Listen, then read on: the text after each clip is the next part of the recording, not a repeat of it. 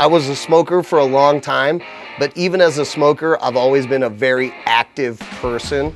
So, I mean, you can imagine just the stupidness of someone who would take the time to go for like a 3-mile jog, but then, you know, light up afterwards. It'd be pretty stupid to buy hormone-free organic beef and, you know, and a pack of Camel Lights.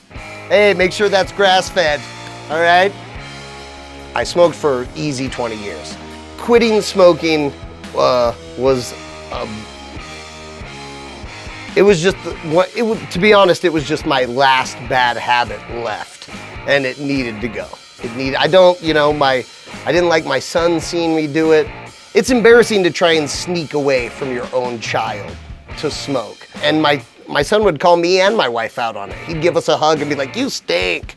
You don't have to worry about what you smell like, even though it's a weird thing. Like, it's just, you don't have to worry about what people think of you anymore when you walk in. You know, my wife quit smoking when she got pregnant, and it was a really big deal. She just quit. She just stopped. It took that something bigger than myself to be able to have that switch go off for me. I would like to say that I stopped at that time too, but I didn't. You know, I wasn't like smoking right in front of her all the time. Let's say after dinner, he would go outside and have a cigarette, and I would be sitting there at the kitchen just scrubbing the dishes like crazy, thinking about having that cigarette when I couldn't go out there. I tried to do the vaping Band-Aid to help myself stop smoking.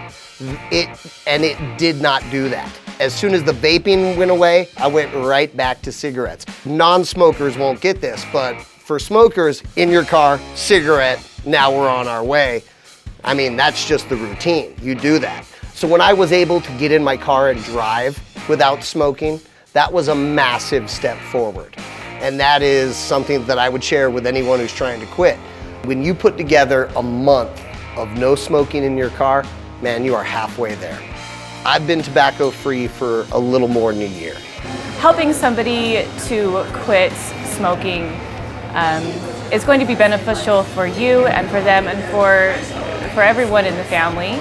You're able to spend a lot more time together. You're able to not worry about what could possibly come in the future.